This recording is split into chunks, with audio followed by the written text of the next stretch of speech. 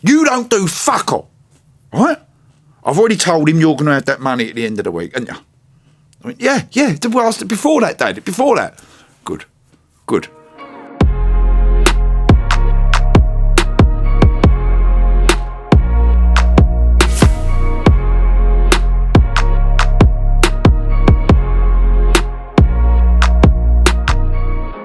And he went into more detail, the stuff I can't talk about, but he went into more detail about not doing this.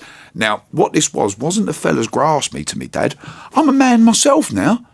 So I've gone to this fella, my dad's pal, not knowing they're going to speak, and I've took a bit of gear off, and now you see me dad, just off the cuff, my dad was liked, Chris. He wasn't like Ronnie Kray was just feared. No one really liked him, all right? If anyone says they do, they're probably lying or they was just afraid of him. But my dad was liked, he was respected. Apart from being feared as someone who'd kill you, he was respected. So people talk when you're easy to talk to. Hello, mate. My dad would find out all the local gossip just off of one or two people. So how did you find the sort of temptations of the criminal sort of world when you were that young? I was enamoured by it, Chris. I liked being a someone. I liked having a name. I liked the money. I couldn't give a shit about them things now. I've analysed my life and my dad by writing my dad's life story, as you know. So the psychological in-depth stuff I've done, looking at myself and my dad, it wouldn't be well. We ain't got enough time. Okay, because we're not going to look at back at your dad's past in a minute. But okay, so let's just take us to the point where you are not cut. You actually thought to yourself, you're not cut out for this world. You're a bit of a fuck up. Yeah, Dad used to call me a fuck up. Tell me a point that actually where it was actually sort of like basically being confirmed. But I'm not cut out for that world. Yeah. Was it a particular incident or just a time of your life, or? I think prison, Chris. You didn't go to prison. Narrowly missing it. Right. No, I've got no convictions. Right, it's great news. Yes, it is. How do you feel about that?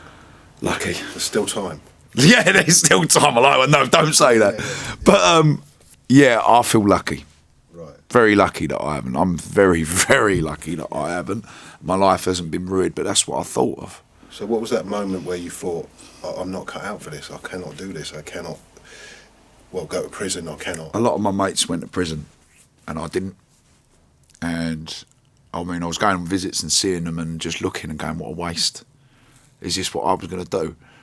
Oh, then I looked at my mum, and I thought, all the years and shit that my dad had put her through.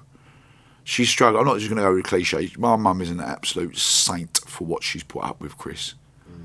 My dad's gone. Like, this is later in life now. My dad's not around anymore, even after he died, Chris. And I'm doing all this. It's like, she's had it all with my dad. Is it fair to do this to my mum now with her son? But let's go back a bit, because I want to know about the fear, because you said you're a fuck up. That's more philosophical. You're thinking about other people. But there must have been a moment. You have to be a certain way to be a career criminal, Chris. You do have to be a bit nasty. Now, there's certain boundaries that you have to cross, Chris, at some point or another, and I don't want to cross them, like my dad did. Once you go past certain points, there's no return. Okay, so how did that manifest itself? Did it manifest itself in someone called you and then you ummed and ahed about it, you said yes, and then you decided not to go on a job, or what? How?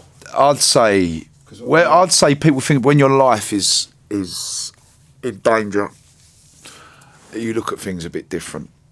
Like, for instance, if someone's saying to you, you've got to go and shoot someone, or you've got to stab someone, or you've got to cut someone, or you've got to go and get a load of fucking money because someone else has fucked up and you owe a fortune because of one of your partners has fucked up. Now you're in this life. That's it, Chris. There is no, I think I might just go back and get a job, go back to work in 6 months. No, not once you've done any of them things. It will change you. So you're saying that it was one particular incident that changed you, or not?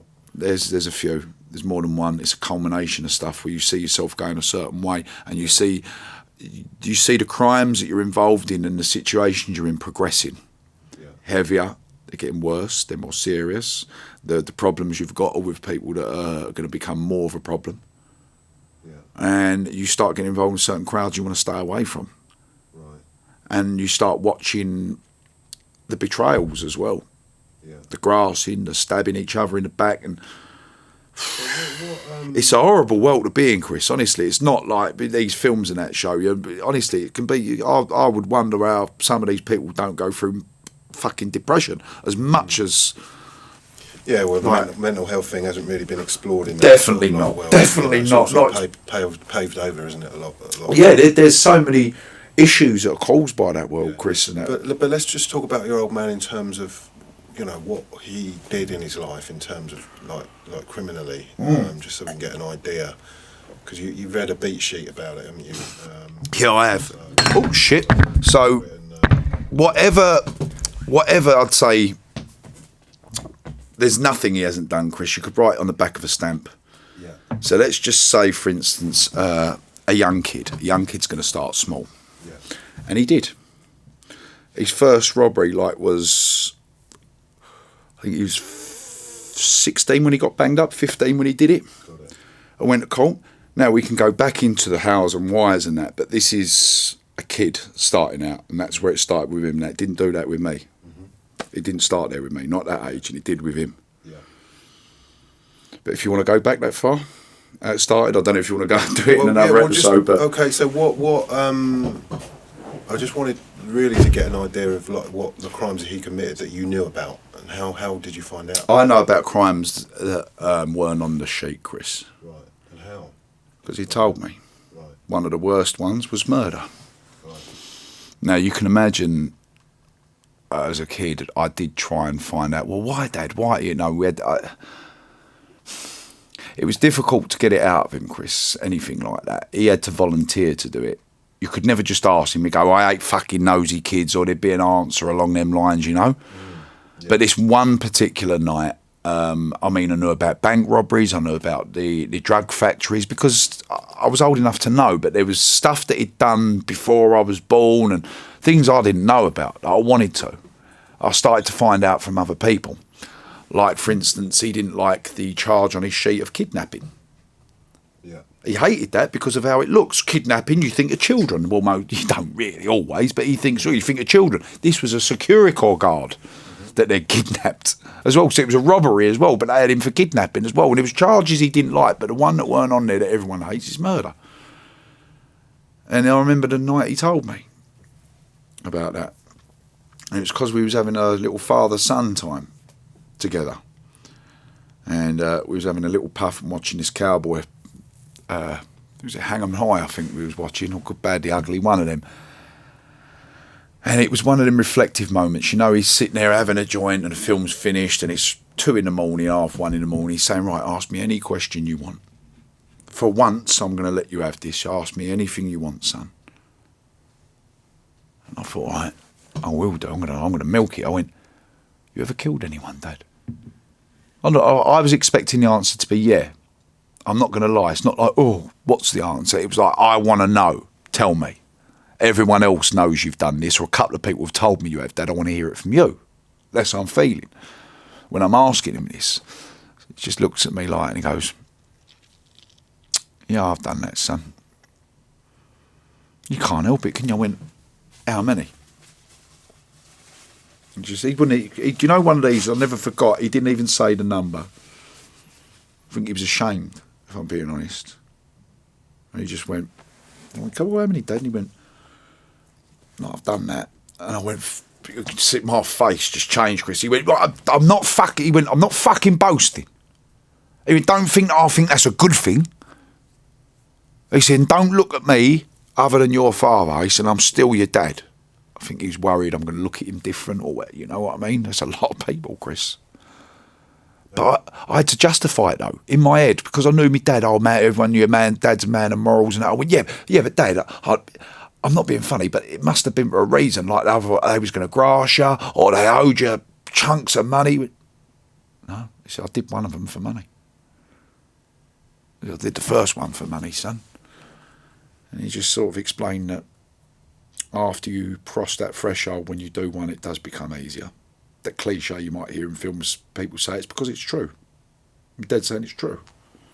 So how did you feel about that then, as a young kid? I mean, obviously, how did that... I still loved him. Did it change anything? No, I loved him completely, but it did...